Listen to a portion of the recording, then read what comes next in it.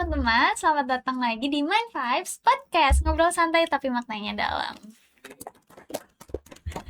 Oke, kali ini kita kedatangan narasumber yang cantik-cantik banget nih. Boleh kenalan mungkin ya, siapa namanya? Halo, kenalin nama aku Deska Hairunisa. Aku mahasiswa psikologi semester 6. Halo, nama aku Anindita Widyapsari. Aku juga mahasiswa psikologi semester 6. Oke, Kak Anin sama Kak Deska nih.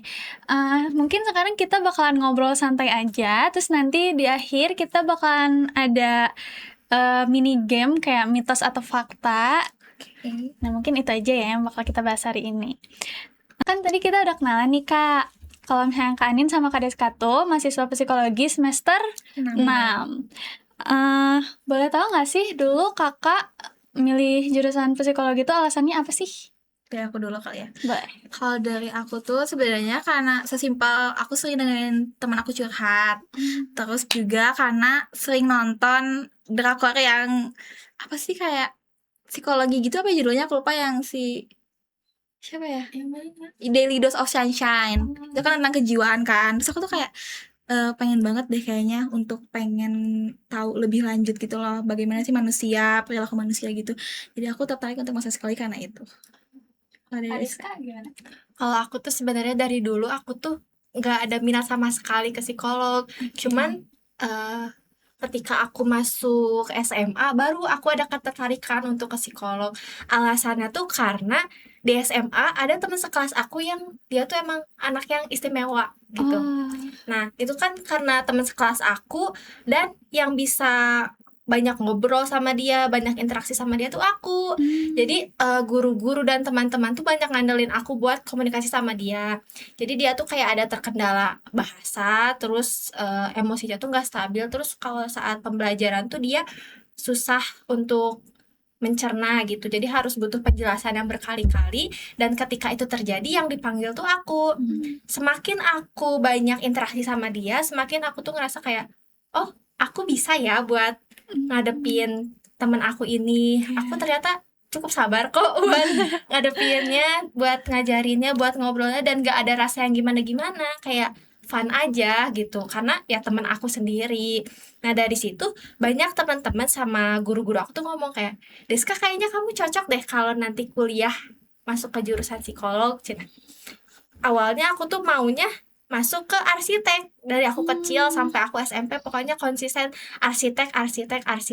Tapi ketika SMA itu kayak tiba-tiba saat udah mau kita udah riweuh sama pilihan jurusan kuliah, langsung muncul tuh kayak psikolog aja lah gitu. Nah dari situ baru tuh karena dukungan teman-teman, terus kayak guru-guru juga kayak udah deh psikolog aja kayaknya cocok deh. Dari situ aku ya udah deh mantep banget nih mau psikolog aja, toh aku juga seneng gitu kayak gitu. Berarti karena pilihan sendiri ya. Mm-mm. Oke, pertanyaan kedua nih Kak. Kakak sebelum masuk psikologi, ada nggak sih ekspektasi sendiri tentang jurusan ini? Terus selama 6 semester dijalani nih, ada nggak sih realitanya tuh apa gitu dari ekspektasi itu? Kalau aku sih dari awal masuk psikologi itu berekspektasinya ya seru ya, karena kan kita berinteraksi sama orang baru. Terus apa sih, dari praktikumnya juga kayak seru gitu. Kita kayak ngobrol sama orang baru, terus ya pakai alat tes juga gitu. Tapi ternyata realitanya emang ternyata sangat sulit ya masuk psikologi. Dari kayak buku-bukunya aja itu kan kebanyakan bahasa Inggris ya gitu kan. Dan itu tuh lumayan struggle di akunya juga untuk memahami, karena ada beberapa juga matkul yang kalau misalnya kita bikin PPT tuh harus cari referensi lain dari buku. Nah itu tuh kesulitannya, si buku itu tuh gak ada yang versi bahasa Indonesianya. Jadi itu cukup struggle buat aku juga, kayak kita harus memahami banget kan dalam si bukunya itu bagaimana. Terus ternyata praktikum juga tetap menyenangkan sebenarnya, tapi ternyata sangat sulit ya untuk dijalani, apalagi dengan adanya verbatim dan lain-lain tuh. Aku pun kaget sendiri gitu waktu pas pertama kali praktikum, kayak oh ternyata sulit ya, tapi ya seru karena kita bisa punya kenalan baru, relasi baru. Terus kayak kalau di alat tes juga Sebenarnya seru-seru juga dia lab tes, cuman kita harus memahami instruksinya, terus caranya dan scoringnya juga itu lumayan cukup sulit sih. Kalau Kak Deska gimana? Kalau aku jujur ekspektasi aku masuk jurusan psikologi tuh kayaknya gampang ya. Kayak kayaknya nggak susah itu deh kalau masuk jurusan psikologi, karena aku pikir tuh gak akan ada hitungan. Itu matematika tuh kayaknya gak akan ada deh, gak akan susah deh. Kalau sebelumnya aku mau arsitek kan hitung-hitungan banget nih, kayak kayaknya susah. Terus pas psikolog kayaknya lebih gampang ini deh. Ternyata tetap ada hitung-hitungan, ada statistik ya. Dan emang banyak teman-teman aku juga nanya, "Des, psikolog tuh belajar apa sih? Dengerin curhatan orang doang kah?" Enggak sih, sebenarnya kayak banyak banget yang kita pelajarin dari sisi di perusahaannya, kalau mengambil PIO, terus kayak klinisnya, pendidikannya, kayak banyak banget. Ternyata nggak cuman sekedar dengerin curhatan orang, yang kata orang-orang psikolog tuh dengerin curhatan orang ya, nggak gitu doang. Ternyata banyak banget guys, nggak cuman itu doang, dan nggak segampang itu ternyata. Emang beneran ya, semakin kita mendalami, semakin kita ini, banyak banget ya ternyata. Karena kan dari cerita orang itu kita harus nganalisis juga, kita harus observasi, dan itu yang bikin sulit ya. Karena kayak di matkul OB1, observasi wawancara itu, kita kan harus mendengarkan dia dan juga harus menganalisis perilaku dia selama kita menanyakan ke dia itu. Itu sulit banget karena benar-benar kita harus fokus dengerin, kita harus pahamin, tapi kita harus lihat juga dia bagaimana gerak-gerik, itu susah banget. Sambil kita catat juga biar gak lupa. Kontak mata harus ada, segala macam, kayak susah banget. Iya, ternyata gak dengerin doang loh. Berarti jauh banget dari ekspektasi ya. Teman-teman, gak segampang itu ya, gak semudah itu masuk ke psikolog tuh. Oke, untuk pertanyaan selanjutnya, ada gak sih mata kuliah yang menarik gitu buat kakak-kakak? Mata kuliah menarik sejauh ini ya, sampai semester 6 ini, tes intelijensi cukup menarik buat aku. Tes intelijensi. Iya, itu seru banget karena itu kan kayak tes IQ gitu kan. Dan itu tuh walaupun sebenarnya kita kan masih mahasiswa ya, jadi pas kita datengin OP itu tuh kita nggak bisa ngasih tahu hasilnya sama OP-nya, karena emang kita juga masih mahasiswa, masih belajar, jadi bisa aja salah si IQ-nya. Cuman dengan kita mempelajari tes intelijensi itu kan kita pakai alat tes yang cukup banyak banget, ada 12 subtes ya. Itu banyak banget. Dan 12 apa 10 subtes, 10 subtes. Dan itu banyak banget, tapi seru karena kita jadi bisa tahu gitu lah. Karena itu cuma kayak kita ngasih beberapa alat tes gitu, kita suruh dia untuk nata-nata gitu-gitu doang. Itu seru banget karena kita bisa lihat dia, dan kita juga jadi paham gitu loh, kayak ternyata begini ya cara ngetes IQ seseorang tuh gitu. Itu seru banget, kalian harus coba kalau masuk psikologi. Seru banget ya.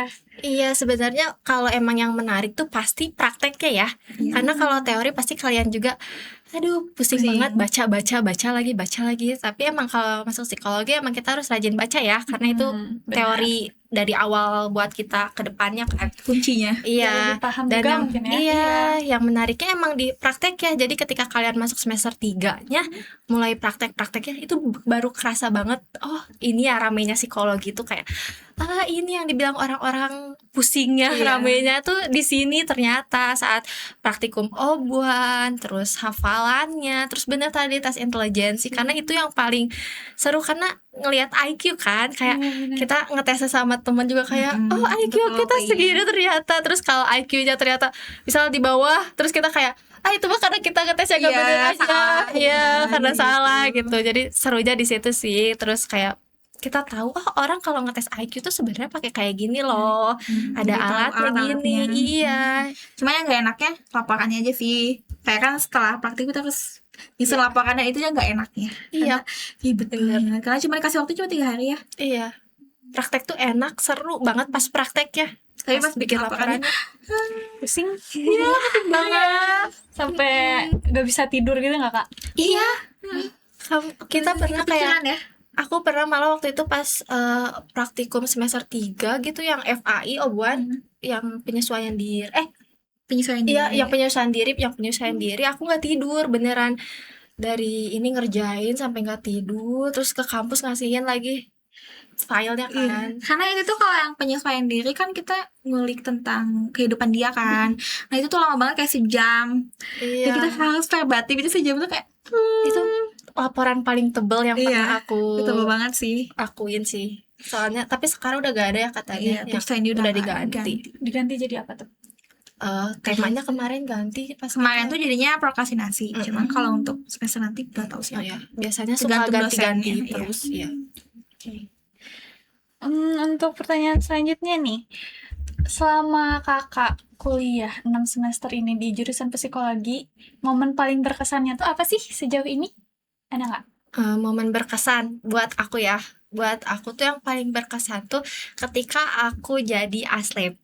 Asisten lab. Iya, jadi ketika semester 5 kemarin aku tuh jadi aslab sama temen aku juga. Iya, sama aku juga.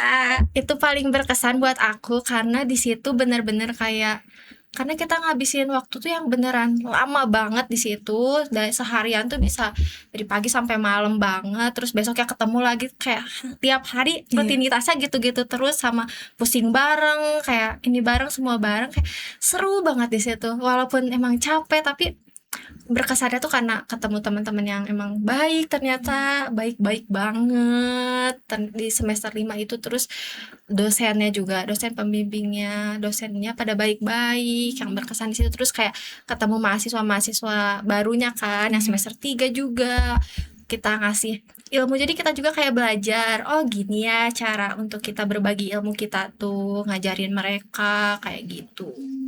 Kalau aku juga sama sih, yang paling berkesan tuh pas jadi aslab karena ketemu orang baru, terus nambah ilmu baru juga. Karena selain tes IQ itu kan kalau kita tuh belajarnya di intelijensi kan tes IQ yang dewasa. Nah sebenarnya tuh ada juga untuk tes IQ yang anak kecil ya, cuman karena keterbatasan alat tes jadi yang difokusin tuh yang dewasa. Nah jadi kita belajar itu ya sama dosen kita, terus juga nambah relasi juga ya bareng dosen-dosen lain, jadi lebih kenal sama dosen lain. Terus ya serunya juga karena bisa ketemu sama anak baru, anak semester 3 maksudnya yang baru pertama kali praktikum, itu seru banget. Nambah relasi berarti ya, seru banget. Iya. Oke, yang terakhir nih, pertanyaan terakhir sebelum kita masuk ke yang paling serunya. Hal yang paling menantang selama kakak-kakak masuk jurusan psikologi itu apa sih? Yang seru prakteknya, yang menantang juga prakteknya. Iya, bener banget. Praktek ya, masih menantang Iya. oleh praktek. Kenapa tuh? Karena pas awal tuh jujur kalau aku ngerasa kayak takut banget ya, kayak takut bisa gak ya aku ketemu sama orang baru, dia jadi OP aku, terus aku harus melakukan sesuai dengan prosedur yang ada, aku sanggup gak ya, kayak itu yang paling menantang sih pas awal-awal, kayak kerasa banget gugupnya. Walaupun kita emang sebelum praktek kan ada role play ya, jadi kita melakukan role play dulu, baru kita minggu selanjutnya baru kita praktek yang benerannya. Kayak walaupun kita udah ngelakuin itu tuh masih ada rasa deg-degan karena pertama kali praktek ya, ketemu Nervous orang ya? baru. Iya. Iya bener, itu sih yang menantang, yang paling bikin deg-degan banget, takut gitu, ada rasa takut. Terus justru laporannya masih bingung, kayak ini bener gak sih sebenarnya verbatimnya, kayak emang harus ditulis sebanyak ini ya semuanya kayak gini, kayak bingung sendiri. Terus setelah dengerin verbatimnya, kayaknya ngaco deh pas Mulai. iya pas prakteknya ngaco deh, ini juga kok aku tiba-tiba nanya ke sini ya, kayak menantang banget sih itu. Karena pertama kali, tapi selanjutnya itu kan karena kita udah belajar dari yang sebelumnya, Udah pasti terbiasa ya. terbiasa. Kalau aku juga sebenarnya sama sih praktikum, tapi ada juga yang lebih menantang tuh di semester 4, itu adalah matkulnya psikologi eksperimen. Wow, Itu tuh ngapain susah tuh? banget. Itu tuh sebenarnya kita bikin jurnal dan kita tuh langsung turun ke lapangan buat nyari sampelnya. Jadi waktu itu kalau aku kebetulan beda kelompok sama Deska. Waktu itu aku kelompoknya sama teman-teman aku yang lain. Itu tuh aku ke sekolah anak SD buat apa sih, kayak nyari seberapa fokus dia. Dan ternyata pas aku survei ke sekolahnya tuh dia tuh kurang fokus gitu loh si anak kelas 6 ini tuh. Dan kita tuh pakai metode brain gym. Brain gym tuh jadi kayak ice breaking gitu. Nah kita tuh jadi di tengah-tengah apa sih kelas itu kasih ice breaking ke mereka, dan kita tes lagi seberapa fokus mereka setelah diberi ice breaking itu. Ternyata itu sangat apa sih, lumayan beda gitu loh hasilnya dengan sebelum dikasih ice breaking. Nah setelah kita dapat sampel itu tuh kita baru bikin jurnalnya, dan itu pusing banget. Itu kayak benar-benar 1 semester tuh kita harus mikirin tugas itu, dan itu tuh susah banget ya, kayak harus dan harus dipublish juga. Tapi kalau walaupun nggak ke publish juga nggak apa-apa. Tapi yang penting kita udah nyerahin ke jurnalnya, rumah jurnalnya gitu. Dan itu tuh susah banget karena harus langsung bimbingan kan sama dosennya. Benar-benar kayak bab satunya kita harus ini udah bener belum, kayak belum bener kita harus revisi lagi. Sedangkan itu tuh kan lagi ada matkul praktikum juga ya, PAP. Itu jadi kayak bentrok gitu loh. Dan itu susah banget sih menurut aku. Eksperimen tuh paling gong ya. Iya, Matkul terus tergong. kayak karena kita fokus banget di eksperimen, jadi kadang ke mata kuliah yang lainnya tuh jadi keteteran Iya, gitu loh. Karena banyak seru banget yang banget. eksperimen, kita harus fokus banget kan, kayak nyusun dari perbabnya, ininya revisi. Dan lucunya tuh pas revisi tuh aku sekelompok sama teman-teman aku semuanya tuh sakit, semuanya sama dosen tuh kayak ini sakit semua, iya beneran sakit semua, tumbang semua, jadi kayak Kang kita nggak bisa ke kampus, kita sakit semua, bimbingannya online, WA gitu. Dan itu pun untuk kayak nyari fenomena tuh nggak langsung ACC gitu ya. Pasti langsung kayak emang kalian gini gimana gitu kayak itu susah banget sih, kayak paling struggle banget beberapa matkul kali itu. ganti. Iya. Mau ini tadinya tapi susah itu, gak bisa, harus banyak ide ganti lagi. Kang kalau ini ini kurang kurang gini ya pasti ganti lagi. Dan itu tuh karena mepet juga kan sama naik kelas anak SD. Dan itu aku struggle banget karena mereka tuh udah mau pada libur, sedangkan aku belum ngambil data. Sedangkan kita juga harus dibuburin. Sebenarnya nggak dibuburin, gitu pengen ngebuburin tuh karena takutnya anak SD-nya keburu pada libur kan. Sedangkan dari dosen itu belum di ACC, jadi kita nggak bisa langsung ngambil data. Dan itu lumayan struggle banget. Jadi kita harus kayak tiap hari tuh kayak revisi, ngirim ya biar di ACC. Akhirnya ke ACC juga. Waktu itu aku juga kebetulan tadinya mau ngambilnya tuh tentang, kan lagi banyak banget podcast. Nah tadinya aku tuh mau ngambil tema itu sama teman-teman aku tuh, kayak efektivitas podcast untuk ke diri kitanya. Tapi ternyata gak di ACC setelah beberapa kali ini. Iya, katanya mau nontonnya di mana, ini banyak mahasiswa mau berapa ini, terus di mana nontonnya, terus kayak ya udahlah ganti, akhirnya gak jadi. Kita harus muter otak lagi. Iya. Ternyata sulit sekali ya masuk jurusan psikologi itu, nggak segampang apa yang orang-orang bilang yang cuma sekedar dengerin curhatan. Enggak teman-teman, kalian bisa dengar tadi dari kakak-kakak ya kalau misalnya nggak semudah itu masuk jurusan psikologi. Betul. Oke nih, untuk pertanyaan kita udah selesai. Aku mau masuk ke mini game nih sekarang. Kan banyak banget nih ya stereotip tentang anak-anak psikologi, segmen-segmen tentang anak psikologi. Jadi sekarang aku bakalan bacain beberapa pertanyaan, nanti kakak-kakak tinggal jawab itu mitos atau fakta. Oke, mungkin bisa dijelasin juga sedikit kenapa gitu. Oke. Mitos atau fakta? Anak psikologi bisa baca pikiran orang. 1, 2, 3. Mitos. Kenapa tuh? Anin lu. Karena sebenarnya kita emang belajar tentang teori ya, tentang teori perilaku sama bahasa tubuh. Tapi kita nggak segampang itu untuk baca pikiran orang. Kayak sekarang aku bisa baca pikiran Deska, nggak bisa. Tapi aku bisa lihat bahasa tubuh Deska seperti apa, itu kita bisa lihat. Tapi untuk kita secara langsung kayak baca pikiran orang tuh nggak bisa guys. Kita nggak bisa ya. Kita bukan cenayang, maaf banget nih. Kayak yang tiba-tiba coba aku mikirin apa deh. Tadi aku mikirin apa, enggak gitu ya. Kita di praktek aja kan baru tahu dia kenapa. Sebab-sebabnya tuh kan ketika kita bikin laporan. Baru ketahuan kan. Dan juga kalau misalnya kita pakai alat tes, misalnya alat tes grafis ya, kayak misalnya bikin tes Baum apa DAM itu, kita kan melihat bahasa tubuh dia ya pas lagi ngegambar. Nah setelahnya itu kalau kita pengen nanya sesuatu, kita lewat interview, nanya ke dia kayak kamu kenapa gambar ini tuh, kita nanya ke dia. Nggak bisa langsung kita mikir kayak oh dia gambar ini karena dia kayak gini deh kayaknya. Nggak bisa kayak gitu. Jadi kita harus tanya langsung ke orangnya. Kita make sure lagi asal-asalan ya. Kamu kayaknya gambar ini karena kamu depresi ya.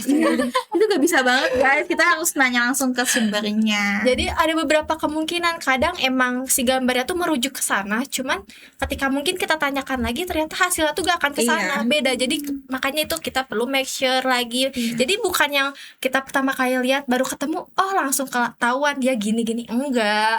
Untuk kita tahu juga prosesnya banyak, enggak yang langsung tahu. Hal kecil aja dari garis untuk ngegambar itu, misalnya dia ngeaksirnya banyak banget nih, mungkin kita mikirnya kayak mungkin dia cemas, tapi siapa tahu emang dia tuh suka ngegambar yang apa sih biar estetik atau gimana tuh, kita bisa aja tanya. Jadi dengan lihat doang kayak oh dia mungkin udah cemas, nggak mungkin. Iya, jadi Kita harus emang tanya dulu guys orangnya. banyak Make sure, banget harus make sure. banget yang bilang kalau misalnya anak psikologi itu bisa baca pikiran orang. Enggak dong, enggak. Mitos berarti ya teman-teman, Iya, itu mitos. tidak seperti itu, lebih Jangan. ke membaca ekspresi tubuh Iya, mungkin ya, iya, bukan membaca pikiran karena kita bukan dukun. Iya, kayak gitu bisa layang. Oke, yang kedua, mitos atau fakta anak psikologi tuh mentalnya paling kuat dan sehat. Nih. 1, 2, 3. Mitos. Kenapa tuh? Semakin kalian masuk ke jurusan psikologi, kalian akan merasa kalau kalian tuh sebenarnya pasien. Iya. Kalian tuh klien ya sebenarnya. Kayak kalian tuh, makanya ada istilah kayak kamu masuk jurusan psikologi tuh sambil rawat jalan. Iya benar. Banyak Beneran banget. kerasa sama kita. Kayak terus ketemu teman-teman sekitar yang ternyata mereka juga ngerasain hal yang Iya. sama gitu, bukan makin ngerasa mentalnya sehat-sehat atau gitu, oh enggak, Kita juga ternyata, masih biasa guys. ternyata emang kita banyak masalah ya, banyak. Kita juga masih sama ya kayak yang lain kayak overthinking gitu, biasa aja. Kita masih sama kok, kita kayak manusia biasa aja. Nggak yang mental sehat, nggak sesehat itu juga ya. Masih ada aja masalah. Iya, Jadi begitu teman-teman. Oke, yang ketiga nih. Mitos atau fakta, anak psikologi itu sering jadi tempat curhat teman-temannya. 3. fakta. Kenapa tuh? Karena kita tuh pasti dianggap sama teman-teman kita tuh kayak orang yang paling mengerti gitu lah. Karena kan Benar. jangan jauh ke teman deh, kayak ke keluarga juga ya. Kayak pasti kamu kan anak psikologi, pasti ngerti lah gini orang ini kenapa gini-gini, itu kita pasti dianggapnya tuh paling bisa mengerti dan peka ya sama orang sekitar. Jadi pasti mereka juga merasa nyaman untuk cerita sama kita. Ya sebenarnya sih balik lagi ya dari bagaimana kita menanggapi cerita mereka. Cuman kalau mereka percaya mungkin ya karena emang kita bisa mengerti dia dan juga nggak ngejudge intinya Iya. kan ya. Benar. Dan memvalidasi ya, Iya. harus memvalidasi. Sebenarnya karena emang kita belajar di psikologi tuh tentang memvalidasi perasaan orang kan, kayak ngerti gitu mereka seperti itu, nggak ada ngejudge apapun. Terus sebenarnya yang paling aku rasain ketika aku masuk psikolog tuh ketika teman-teman cerita ke aku atau sesimpel mereka ulang tahun dan aku ngasih kata-kata, ngasih ucapan, mereka akan ngomong kayak beda ya diucapin sama anak psikolog. Iya. Oh, iya, Padahal aku benar. tuh gak tahu bedanya di Bedanya cuman iya kayak biasa aja, cuman mereka tuh ngomongnya kayak beda ya diucapin sama anak psikolog mah. Terus setelah aku baca-baca lagi, oh mungkin penggunaan kalimatnya kali ya yang agak beda. Terus kalau mereka curhat tuh kita tuh lebih ke ngedengerin dulu, nggak langsung kita kasih solusi harus gini gini gini. Paling aku suka nanya kayak kamu maunya aku dengerin aja atau aku kasih solusi juga, karena biasanya orang yang udah cerita itu biasanya mereka tuh sebenarnya tahu loh mereka tuh harus Harus ngapain. Solusinya sebenarnya mereka udah tahu, cuman mereka pengen didengerin aja. Dan kadang nggak semua orang bisa buat ngedengerinnya. Iya. Kadang orang kayak langsung ada kamu mah harusnya gini, harusnya gitu. Langsung menghakimi ya. Seharusnya kan ketika ada orang yang bercerita ke kita, kita tanya dulu, kamu maunya didengerin aja atau aku kasih solusi juga. Karena aku pribadi pun kalau aku cerita terkadang aku tahu aku maunya gini, tapi aku pengen didengerin aja gitu. Dan mereka ngerasa nyamannya mungkin di situ karena aku bisa ngasih pilihan. Kalau mereka mau didengerin ya aku dengerin, aku validasi perasaan mereka, aku bilang kalau mereka wajar ngerasain kayak gitu dengan apa yang udah mereka lakuin. Dan aku nggak ngasih solusi apa-apa karena mereka udah tahu. Iya, aku sebenarnya udah tahu aku harus gini, cuman sakit aja nggak sih kalau gini-gini. Nah, paling kita ngevalidasi di situ Iya, aja. karena sebenarnya ada juga beberapa orang yang kalau cerita tuh cuma pengen divalidasi doang kan, kayak pengen dipahamin aja gitu. Bagaimana sih perasaan dia tuh sebenarnya, gak apa kan perasaan aku kayak gini, nggak apa-apa gitu sebenarnya. Dia cuma pengen divalidasi aja. Lebih pengen didengerin gitu ya. Iya, betul. Untuk selanjutnya nih, mitos atau fakta anak psikologi tuh kalau misalnya dengerin curhat pasti langsung menganalisis. Sebutin. 1, 2, 3. Mitos. Kenapa tuh? Karena nggak langsung dianalisis juga sih kalau aku pribadi, kayak ya udah toh bukan laporan, kita nggak bikin laporan juga ya buat menganalisisnya. Kalau aku pribadi kalau ada yang curhat ya udah aku dengerin biasa aja, nggak akan aku analisis dia kayak gini karena gini Enggak lihat sih. gesturnya gini enggak sih, Enggak biasa aja. itu banget ya. Untuk kayak ya udah sih, kayak dia cuma teman yang curhat ke aku aja gitu, nggak sampai aduh dia kayaknya perilakunya gini deh, kayaknya gini deh, enggak lah, nggak sampai kayak gitu. Sampai ke seluk-beluknya enggak ya Enggak, berarti? enggak, cuma didengerin aja. Karena emang mereka mungkin emang lebih butuh validasi ya, Kak. Iya, kalau kayak gitu kan kita kayak mau bikin laporan juga ya, Iya. mau ngapain kita. Harus nyari Praktek teori lagi. dulu. Pusing banget. Oke, next question. Mitos atau fakta? Belajar psikologi tuh jadi bisa bikin kita lebih ngerti diri sendiri. 1, 2, Dua, 3, fakta. Nah, kenapa, Kak? Karena kalau bagi aku sendiri ya, dulu tuh aku kayak bingung sama perasaan aku sendiri. Aku tuh maunya apa? Aku tuh kalau ngerasa gini tuh kenapa?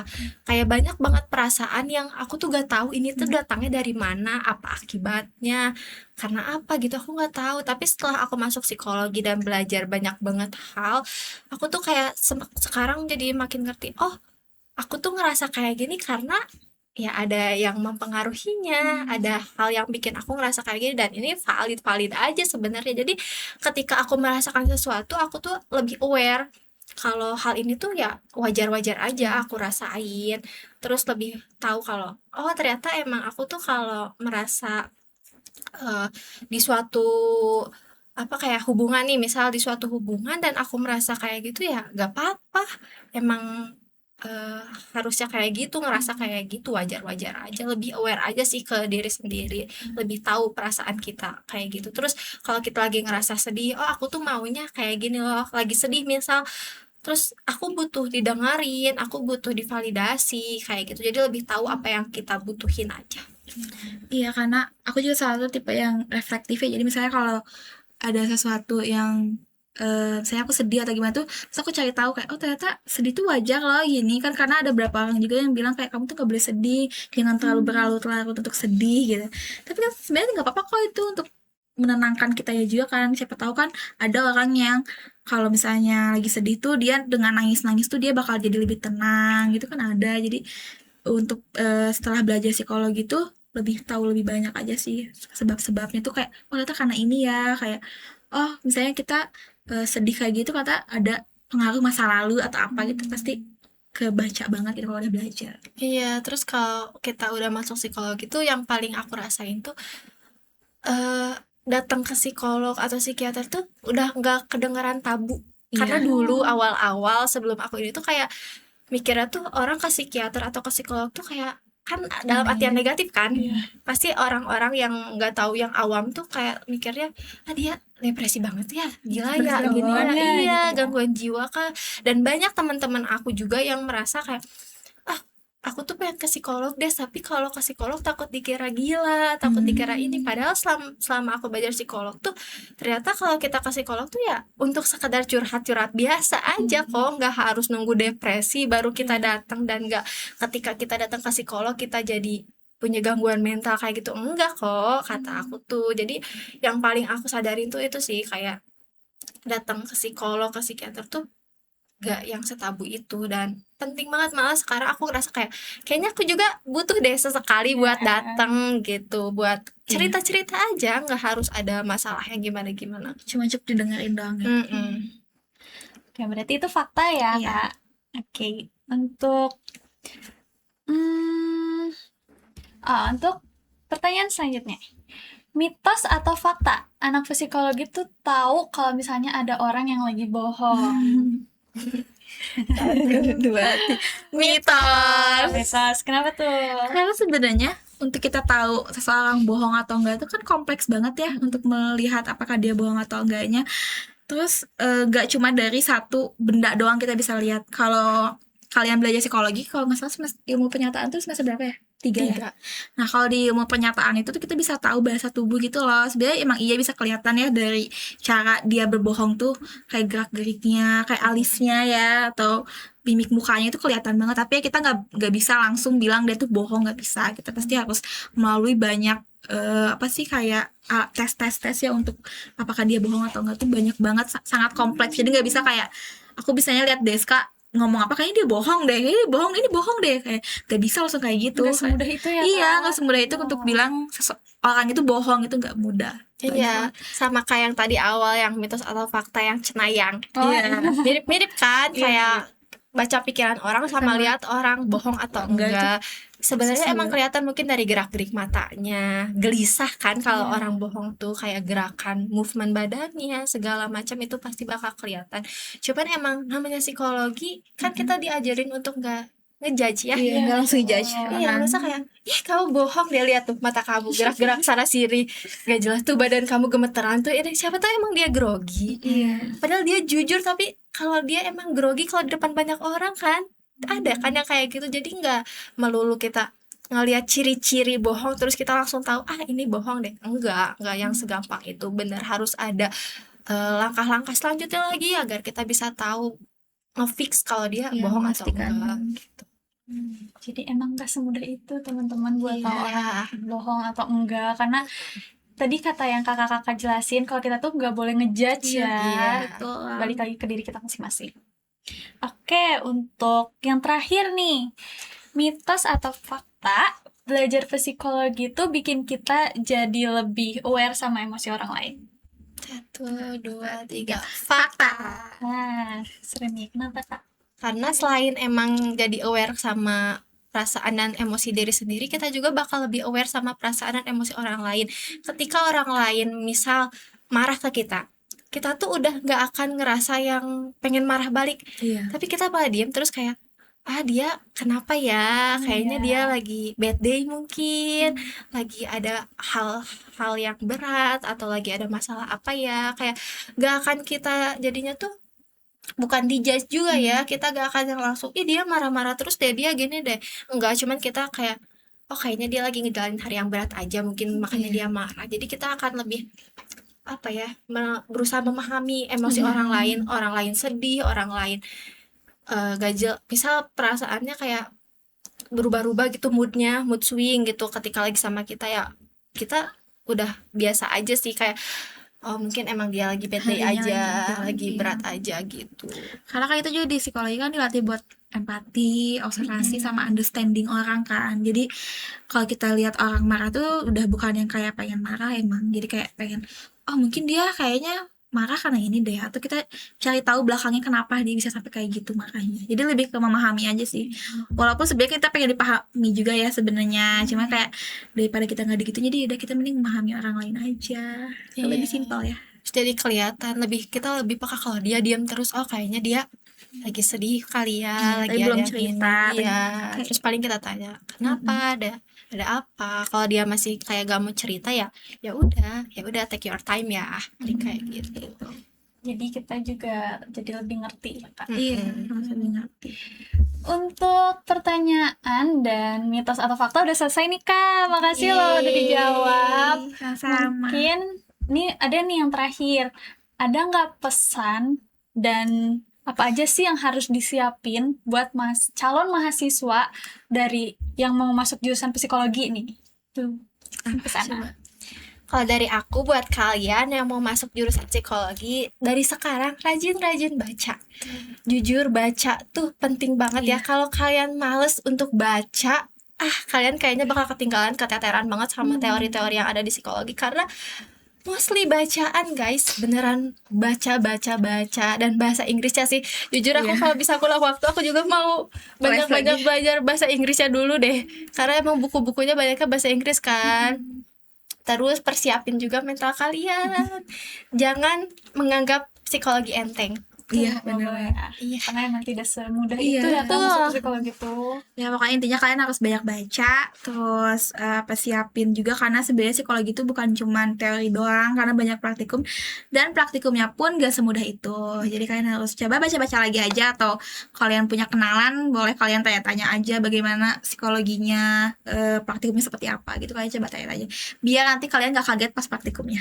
Iya, mungkin di beberapa semester kedepannya kalian akan ngerasa salah jalan gak ya? Iya, pasti kayak gitu ya. Tapi semakin ke depan, semakin kalian pelajari, pasti ketemu kok, ini alasan aku masuk psikologi. Pasti kalian bakal ngerti kenapa kalian memilih jurusan ini, guys. Jadi jangan takut masuk psikologi. Iya, semangat. Oke, untuk pembahasan kali ini udah selesai ya Kak. Makasih udah hadir di sini dan ngeluangin waktu, juga udah sharing-sharing bareng aku. Thank you juga semuanya. Makasih udah nonton ini sampai selesai. Jangan lupa like, comment, dan subscribe. Dan jangan lupa juga follow Instagram kita, Mind Vibes Podcast. Sorry. Oke, terima kasih kakak-kakak. Bye.